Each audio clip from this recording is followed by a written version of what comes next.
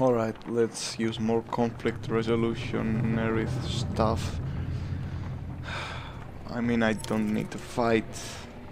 I just need to go somewhere. My fighters are dwindling, my Varl are dwindling, my clansmen are dwindling. A mother screams flood the caravan. Her daughter lies dead in a tent. We all know who did this, she spits, staring directly at the woman she scuffed with previously. Oh no. Murder over a marriage. In these times, something must be done. The accused woman remains silent. Investigate the death. A healer joins you in inspecting the young girl's corpse. An old infection, says the healer. No punctures, no choking, no poison. She died of disease. You report the news to the caravan. The mother admits that she had always known her daughter was ill, and everyone moves on. She just wanted shit to happen to the other one.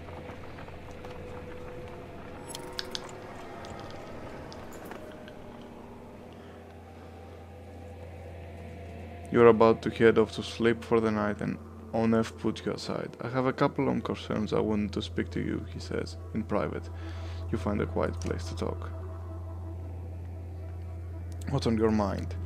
How well do you know the people traveling with us? How many strangers are in the caravan now? Who are you worried about? I've been watching folks since I joined you. Your companions from Skogr, they're loyal. I mean, it seems pretty clear that they died to protect you. I suppose I'd do the same. What about the Varl? Do you even know you don't even know half these warriors? You're telling me that they have no problem following a man's orders now? After everything that happened at Eyandorf?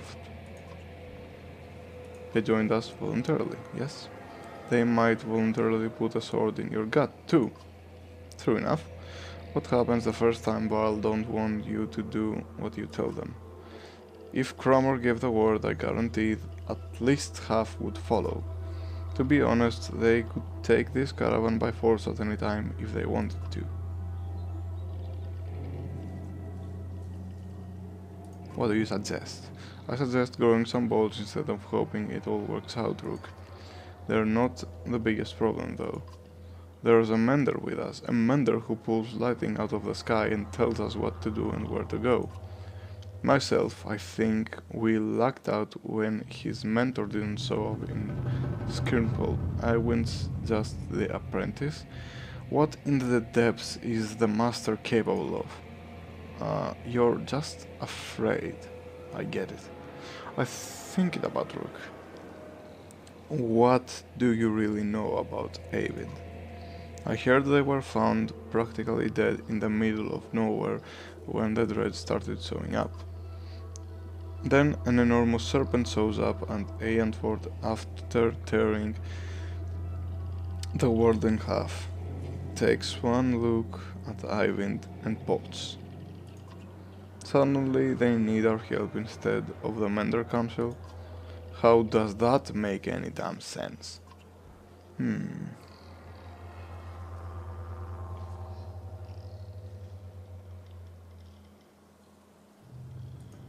Yes, you might. I'm grateful for what you've done to get us this far, Rook, but it's always been about trust. I think it's time to go part ways, so to speak, nothing personal. Suddenly, you gasp for air. When you look down, Onef is holding a knife buried deep in your ribs. You bastard. Your vision blurs and blood fills your sight. You gasp again, there's a bird whistle, and the camp becomes a blur of motion. Onef's fighters from Frostwell leap in action, cutting people down. Fuck. As Oldleaf turns to fire on the man, Onef runs her through and pulls a blade from her back without even breaking his stride. She drops like a sack of flour. In one clean motion, his blade then takes Ekkill in the throat. Before the boy can grab his shield, Onef heads straight to Alet, who freezes in unbridled terror. You rise to your feet through the pain. Ekkill and Onef are dead. Somehow you find the strength to cleave the nearest traitor in two, and you can't find the breath to shout. You think your lung might be punctured. Onef clutches Alet's wrist amidst the commotion, tosses her bow aside and pulls her in the deep woods. Her eyes meet yours across the campsite. No, her lips say, though you can't hear the words. A dozen men appear between you and Ivor steps into view, as fearsome as you've never seen him. Alright. Damn it. Alright, need Morgan.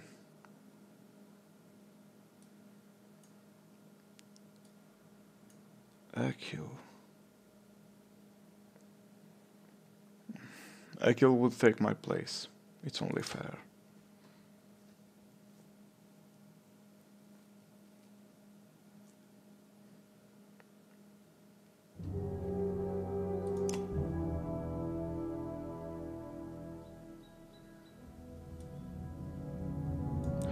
I want to kill that bastard.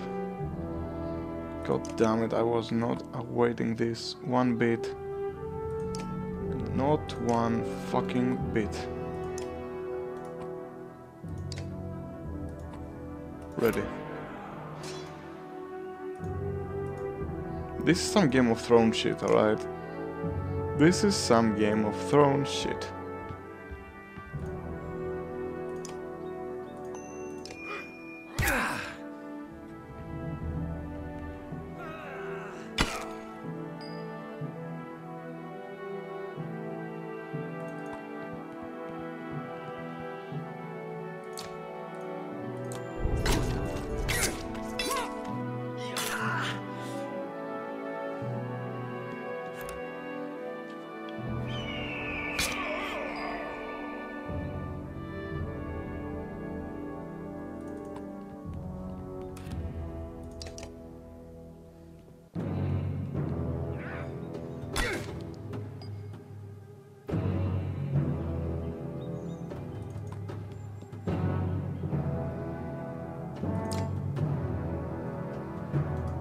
What does Bird of Prey do? Alright, so Bird of Prey must be useful only when I probably will not have, you know, when my power will be lower than the enemy's armor and I need a clean hit.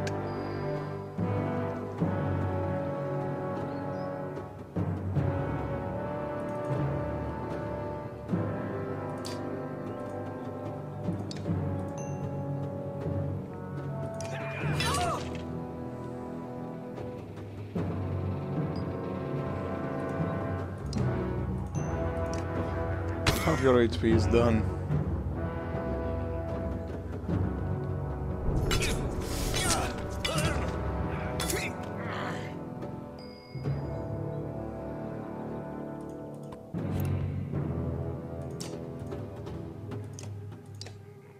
Done. All right.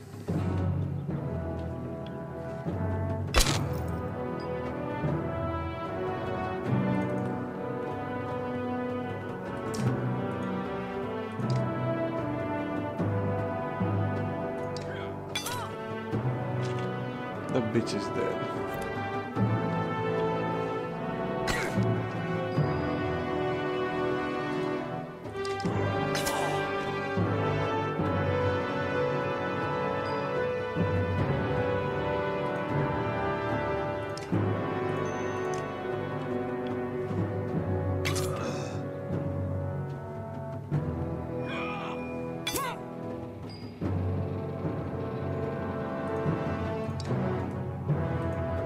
Can I like use my skill? Yes I can.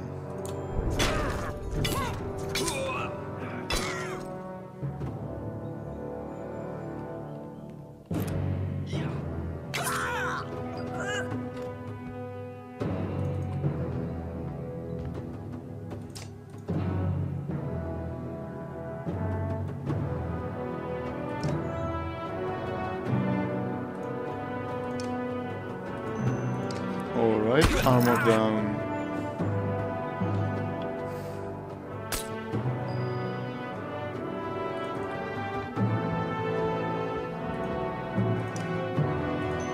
Seven damage coming up.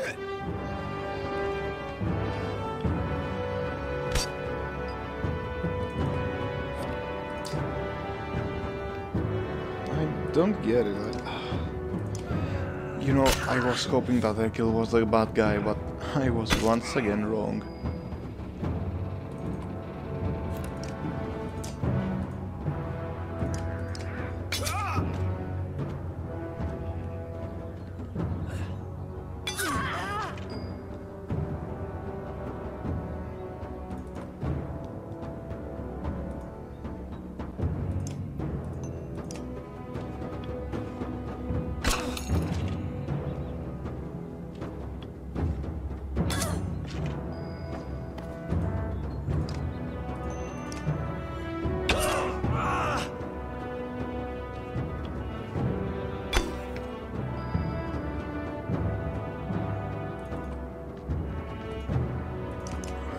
Dead.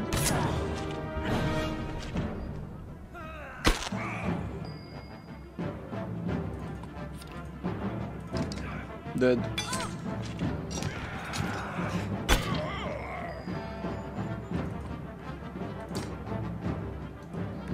I'll use my skill.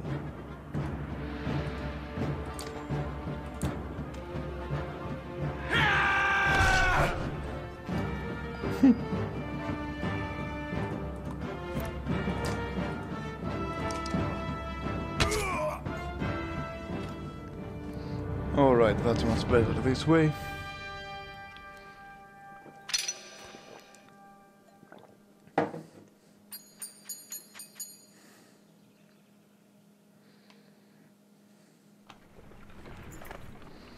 Where's Alet? Shouts Ivor, tearing through the nearest bandit, but you already hobbing into the deep woods, where they disappeared, ignoring the battle raging behind you.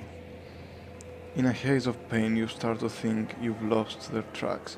Then you hear Alet screaming in the distance, followed by silence. You tear through the trees. In a small clearing, Alet lies with her back against a tree. Her hands and her clothes are covered in blood. She stares vacantly ahead, unblinking. Beside her is the body of Onef. Yes! An arrow buried in his right eye, as if placed there by hand. Yes, that's my girl! She looks in your direction and then at Onef. I killed him, she says. Bravo, daughter. Alet, are you alright? You cringe as much from the pain as of the appearance of Alet after her bloody struggle with Onef. No, I'm not hurt, I had no choice. Dad, your chest, you're bleeding. Suddenly, she is at your side, putting pressure on the wound. I can fix this. Where's my needle? Oddleaf, anyone? Ivor, I found them.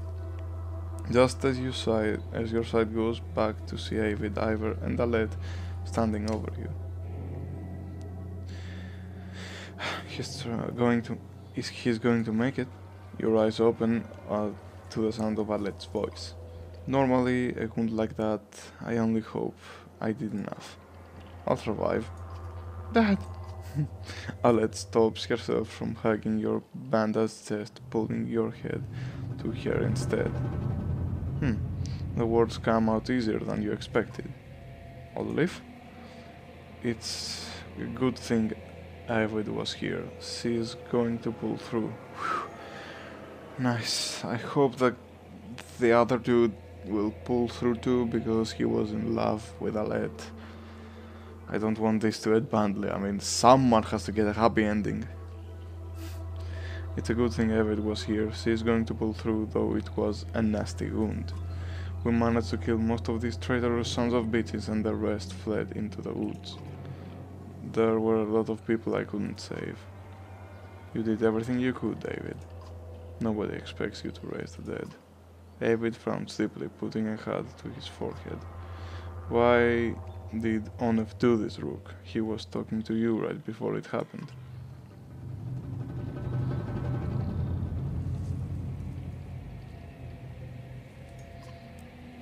Utter bastard, all this time we had no idea. Ekkill killed a good half-dozen of Onef's men by himself. He told me Onef was running Frostfell the whole time. He left Frostfell behind when he saw a better opportunity. Guess that relationship is over.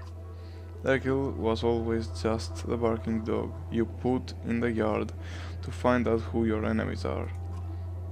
It was no accident Onef went after those of us from Skogr. That's what happened back then, yes. We must have with us gone. We must have thought with us gone, he'd take the banner and the rest would fall in line. Or at worst, they'd take all the supplies for themselves and leave the rest as dredge bait. We have to be more careful. We can't just let anyone join the caravan anymore.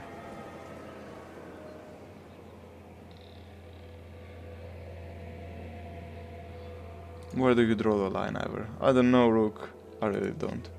None of this changes the fact that Bellower is out there somewhere following us. The Swamperod sinkhole might buy us some time, but we've got to keep moving. Your body aches all over, but Ivor's right. The road calls. The caravan is ready, starting to pack up camp. Camp is packed up then.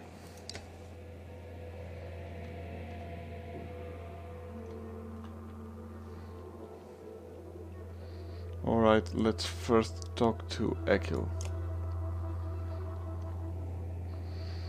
Look who it is, still not dead. How are things, Rook? I can never guess with you, Ekkill. I heard you helped drive off the traitor when Onef attacked us. And it leaves me always wondering, what's your deal?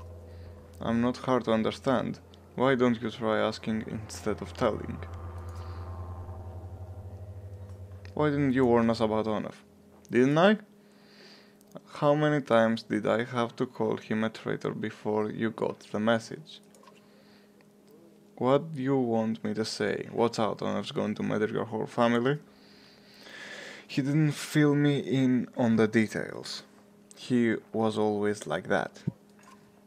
In fact, I wouldn't be surprised if he tried to convince you of me. But listen, I don't need to know, so keep it to yourself. Did you stick with him? I don't know, Rook. Family makes you do weird things. You know what's the worst part is?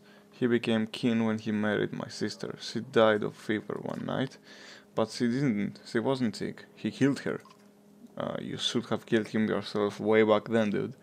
I don't know why he did it. Maybe he just felt like it. I was so furious. I got so angry and I wanted him to beg. I could kill him without a second thought, but that wasn't enough. I wanted him to feel sick about it, puke his guts out. And somehow that turned into, over time, he never cared. And I gave up, and did what he wanted. Don't know how it happened. But when I attacked you in Frostfell, guess I'll just say it wasn't my idea.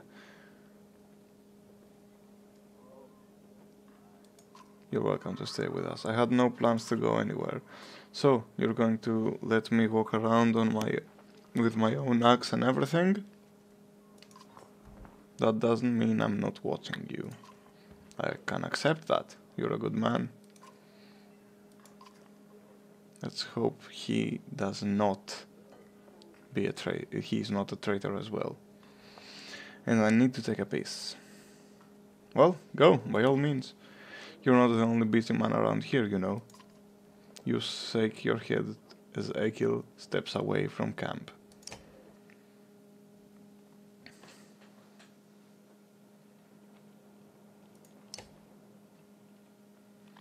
How's the wound? You notice odd leaf since she rises to... as she rises to greet you. It's doing a lot better. When I saw it happen, I thought for sure, well, I'm really glad you would have missed me, Rook. She smiles. Without Awind, that's all you could have done. Instead, you'll have to put up with my crap a little longer. It still aches like you wouldn't believe, though. Oh, maybe you would. Heard you took a stabbing yourself. I guess things could have done worse. How's your husband doing? Only smiles falls like a lead weight. I'm sorry, I didn't tell you sooner. He died in Aendorf. It just didn't seem like the right time to, put that burden on you.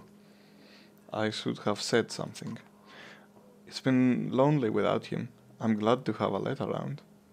Yeah, you're like sisters or something. Maybe you could be mother and daughter, you know? And you, Rook. What do you think about the caravan? You mean should we start kicking people out? That's a tough one. Usually I'd be the first to give you a dirty look for suggesting it. On the other hand, I got a sword in my back. Oddly things for a long moment before sighing. Don't send anyone away. Just make sure nothing happens to Alet. I'll let you get some rest. Oh, thanks. I'll take you up on that. You know you're welcome to keep me company. When I'm a little more awake, I'll talk to you later. Nice. Alright, heroes. Damn it.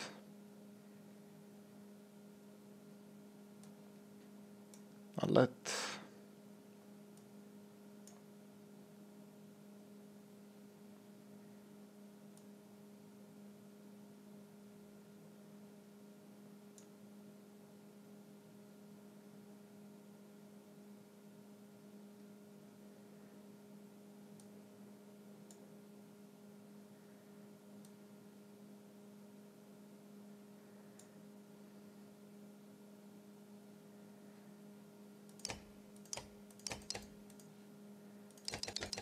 Damn it.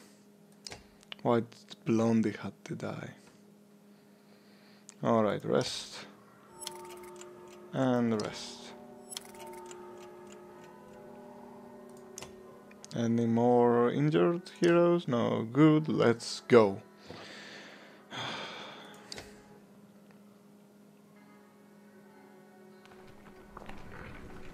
$155 days on the road.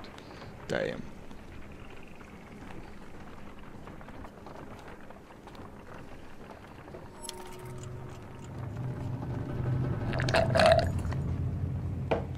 Sorry, got thirsty. A scout returns with a nearly frozen child.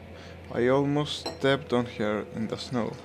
Looks like she must have been running from something, he says.